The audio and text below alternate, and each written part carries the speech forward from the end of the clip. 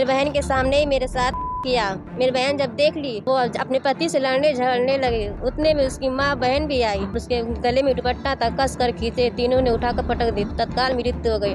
अयूब के द्वारा जो नाजिया का पति है काफ़ी उसको प्रताड़ित किया गया कि अगर आपने किसी से ये बात बताई तो आपको भी जान से हाथ धोना पड़ेगा। हाँ, 135 दिनों के बाद निकला है, पोस्टमार्टम होगा। हत्या से संबंधित है। सीजीएम महोदय का आदेश था, उसी क्रम में निकलवा के बॉडी को पोस्टमार्टम हेतु भेजा जा रहा है। आदाब, नमस्कार, मैं वसीम अख्तर और आप देख रहे हैं द लीडर हिंदी। यूपी के जिला मऊ में शौहर बीवी और साली के दरमियान का एक बेहद सनसनीखेज मामला सामने आया है, जिसकी तह तक जाने के लिए कोर्ट ने लाश को कब्र से निकालकर उसका पोस्टमार्टम कराए जाने के आदेश दिए, जिन पर आज यानी रविवार को अमल कर दिया गया। प्रशासन ने पुलिस के अफसर कब्रिस्तान पहुंचे।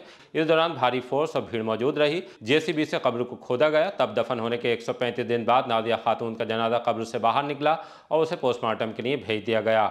वहाँ किस तरह कब्र खोदी गई और लाश को बाहर निकाला गया, ये बताने और नायब तहसीलदार अमरनाथ व अधिवक्ता संजीव सिंह ने हमें क्या जानकारी दी है, सुनवाने के लिए हम आपको अपने मऊ रिपोर्टर विवेक चौहान के पास लिए चलते हैं। कहीं जाइएगा नहीं, हम आपको ये भी बताएंगे कि पूरा मामला क्या है। खबर है जनपद मऊ से, जहां उस वक्त सनसनी फैली जब एक महिला का शव 135 दिन बाद कब्र से निकाला गया और पोस्टमार्टम हेतु फिर से जिला अस्पताल भेजा गया।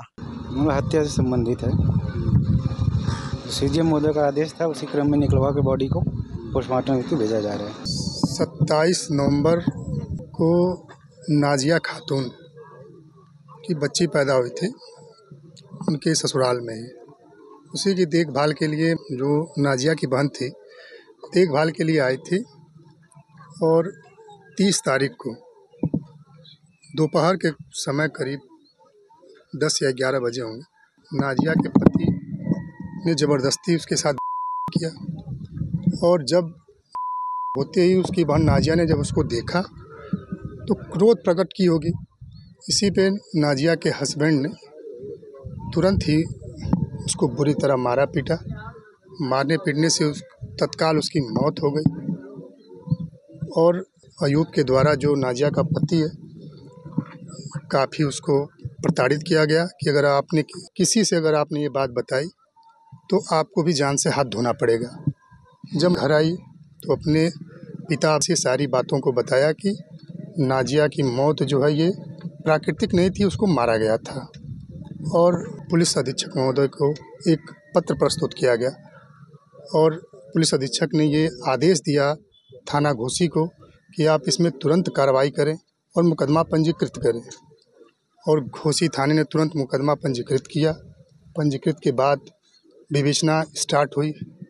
विवेचना के दौरान विवेचक महोदय ने 103 BNS जो 302 धारा होती है उसका विलोप किया गया। विलोप करने के बाद जो है आगे विवेचना प्रस्तुत की गई और जब ये पता चला हम लोगों को तो हमने माननीय न्यायालय में एक प्रार्थना पत्र प्रस्तुत किया और न्यायालय को अवगत कराया गया कि इसमें जांच सही दिशा में नहीं चल रही है। तो न्यायालय ने यह आदेश किया थाना घोसी और चिकित्सा अधिकारी मऊ और कप्तान को कि आप जो है कब्र से लाश को निकलवाएं और पोस्टमार्टम करा के हत्या की पुष्टि करें, जांच करें, जो भी सत्यता है उसको बाहर लाएं।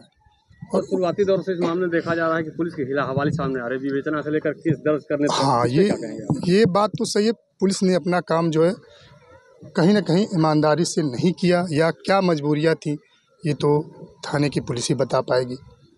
लेकिन हमारा जो काम था हमने न्यायालय से किया और न्यायालय से हमको पूरा जो है न्याय मिला है और उसी न्याय के भरोसे आज ये जो है कब्र खो दी गई है। आगे की प्रक्रिया क्या होगी? अब आगे की प्रक्रिया प्रशासन करेगी। पोस्टमार्टम होगा, पोस्टमार्टम के बाद जो भी जांच रिपोर्ट आएगी उसको ये लोग संलग्न करके माननीय न्यायालय में भेजेंगे। हाँ, दवा के पानी लिवा कर गया बरहलगंज सत्कार होटल में, मेरे साथ जबरदस्ती किया। मेरा फोटो वीडियो भी बना लिया, मेरा फोटो वीडियो भी बना कर रखा था। जब मैं विरोध की तो कहा कि अगर ये तुम बात बताओगे अपने घर वालों को तो मैं फ़ोटो वायरल कर दूंगा और तुम्हारे माँ बाप इस को देखा कर समाज में बदनाम कर दूंगा, कहीं तुम दिखाने लायक नहीं रहोगी। कौन था वो? कौन था वो? मेरे जीजा थे। क्या नाम था? अयूब। आपकी बड़ी बहन मेरी बहन आरोप लगाया जा रहा है, वो क्यों किया गया? मेरी बहन के सामने ही मेरे साथ किया। मेरी बहन जब देख ली तो वो अपने पति से लड़ने झगड़ने लगी। उतने में उसकी माँ बहन भी आई, तीनों मिलकर बुरी तरह से मारे पीटे और उसके गले में दुपट्टा था कस कर खींचे। तीनों ने उठाकर पटक दी। 30 नवंबर को ही तत्काल मृत्यु हो गई। अब मुझको धमकाया था, अगर तुम ये बताओ कि तुमको भी जान से मार डालेंगे, तुम्हारा फोटो भी वायरल कर देंगे। मामले पुलिस हिला हवाली कर रही है। वही मटर वाला मामला हटा रही थी।